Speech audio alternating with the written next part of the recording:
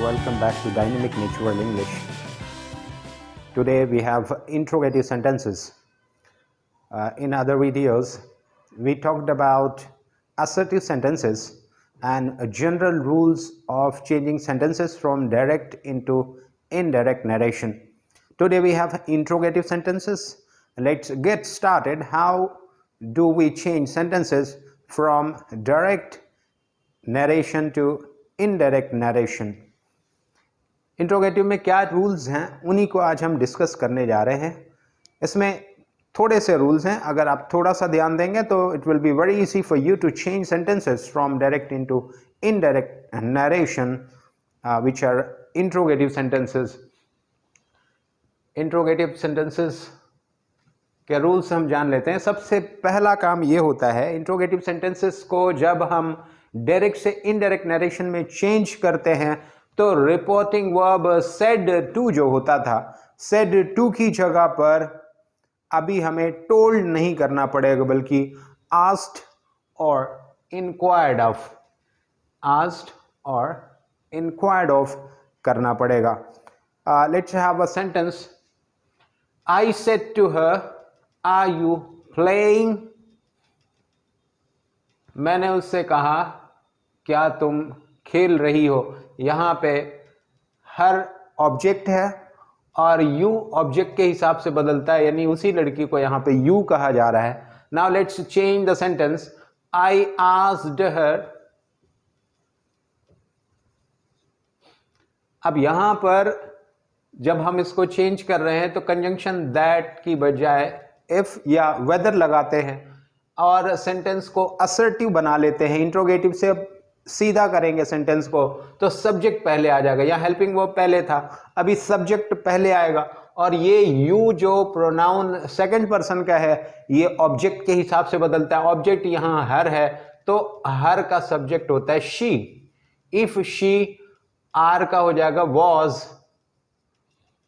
Present continuous past continuous में बदल जाता है. ये रूल हम पहले भी बता चुके हैं. तो आर यू प्लेइंग ये इंट्रोगेटिव सेंटेंस है और प्रेजेंट कॉन्टिन्यूअस भी है. तो इसका जब पास्ट कॉन्टिन्यूअस करेंगे तो ये हो जाएगा शी वॉज प्लेइंग, क्योंकि सेंटेंस को इंट्रोगेटिव से असर्टिव में चेंज करते हैं और असर्टिव में सब्जेक्ट पहले आता है, वर्ब बाद में आता है. इंट्रोगेटिव में हेल्पिंग वर्ब पहले, उसके बाद सब्जेक्ट आता है. ये टेंसेस के रूल्स में हमने बताया था पहले ही. ये पहला रूल हो गया जिसमें हम रिपोर्टिंग वर्ब सेड टू को आस्क्ड और इंक्वायर्ड ऑफ में बदलते हैं. इसको इंक्वायर्ड ऑफ अगर करना है तो कह सकते हैं आई inquired of her if she was playing. इस तरह से इसको हम कर सकते हैं. दूसरा रूल ये है, इंट्रोगेटिव को हम असर्टिव में बदल देते हैं. ये हम बता चुके हैं, जैसे कि हमने इस सेंटेंस में किया कि इंट्रोगेटिव ऊपर था, हमने उसको चेंज करके असर्टिव बना दिया, यानी सब्जेक्ट पहले वर्ब बाद में. इंट्रोगेटिव में वर्ब ये पहले था उसके बाद सब्जेक्ट था, यहां पर सब्जेक्ट पहले अब वर्ब बाद में आया. जब हम चेंज करेंगे तो इंट्रोगेटिव को असर्टिव में चेंज कर देते हैं, इंट्रोगेटिव नहीं रहने देते हैं और क्वेश्चन मार्क हटा देते हैं, उसकी जगह पे फुल स्टॉप लग जाता है.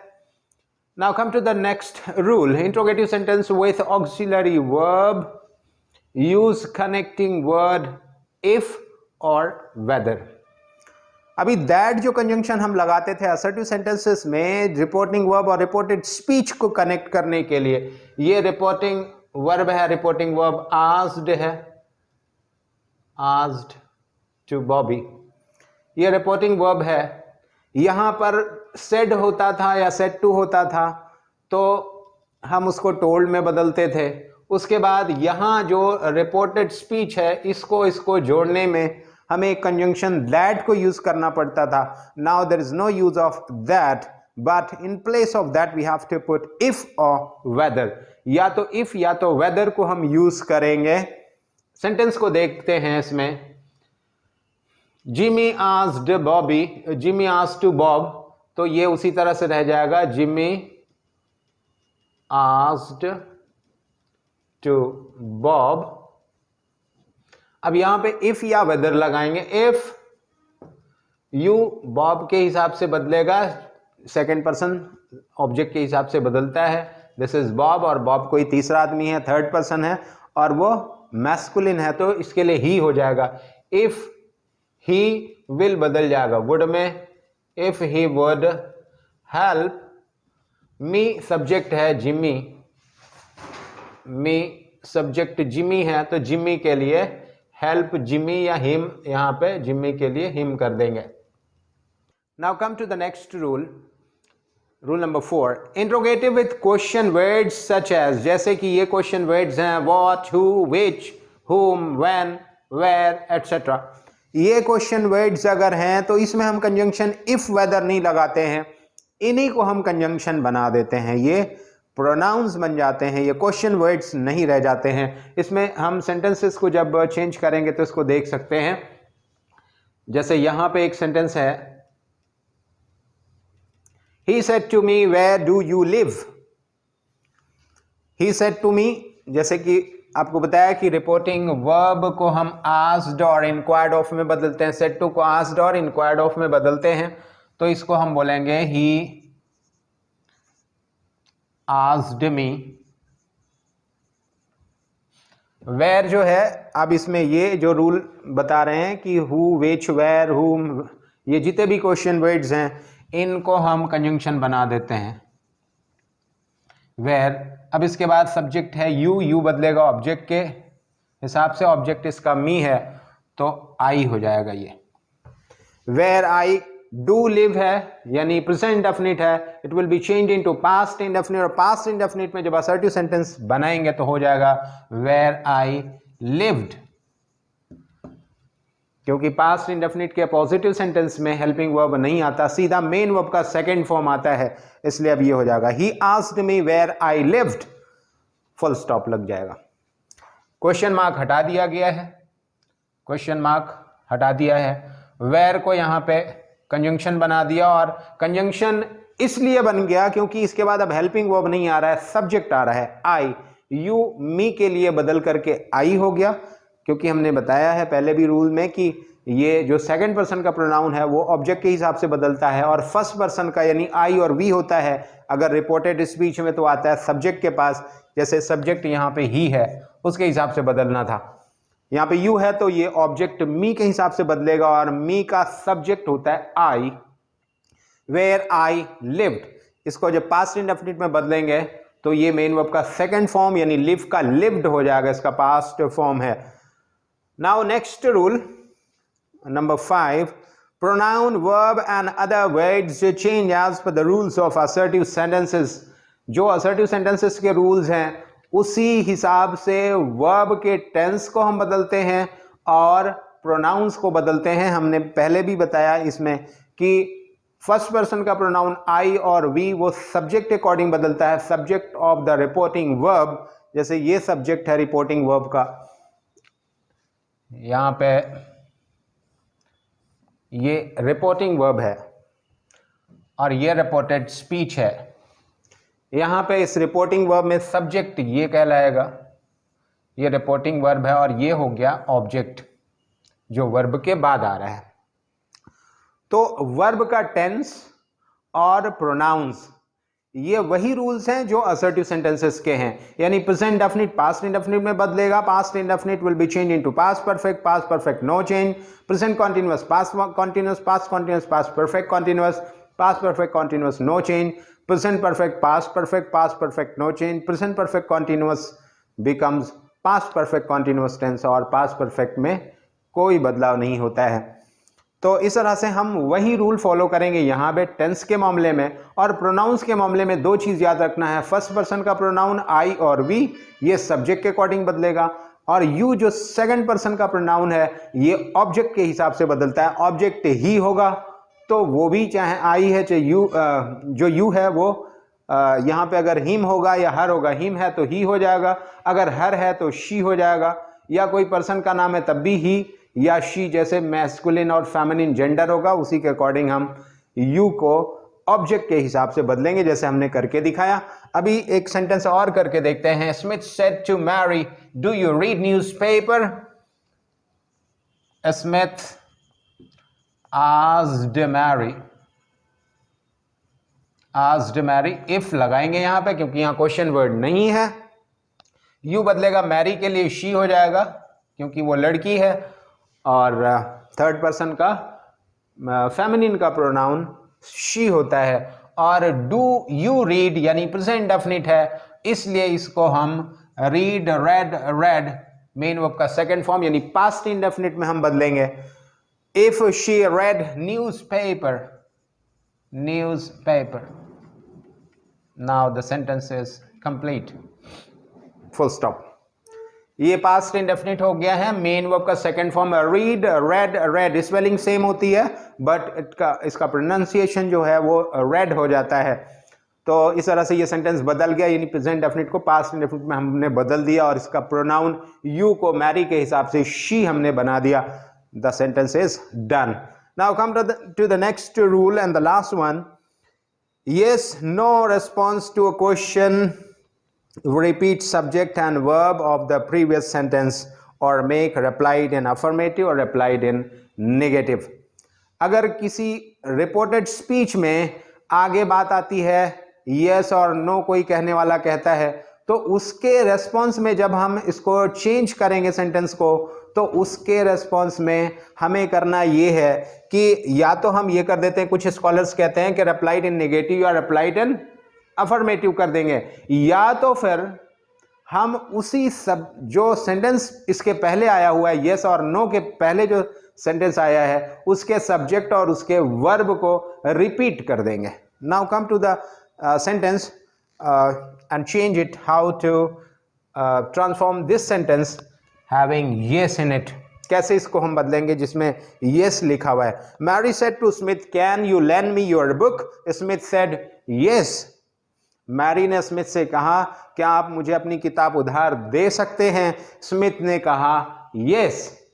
अब इसको जब चेंज करेंगे, Mary asked Smith, Mary asked Smith if, अब यू बदलेगा स्मिथ के लिए, इफ ही, कैन हो जाएगा कुड, लैंड मॉडल के साथ में जो वर्ब है वो बेस वर्ब होता है, उसका फॉर्म नहीं बदलता है।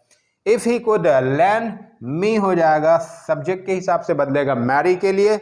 If he could land her your book, your second person है और इसके लिए ये ऑब्जेक्ट के पास जाएगा, तो ये स्मिथ के लिए हो जाएगा। ये पॉजिटिव केस, सेकेंड पर्सन का पॉजिटिव केस है, तो पॉजिटिव केस थर्ड पर्सन यानी स्मिथ का आएगा, तो यहां पे lend her his book, lend her his book। Smith, अब इसको यूं करेंगे, Smith replied that he could,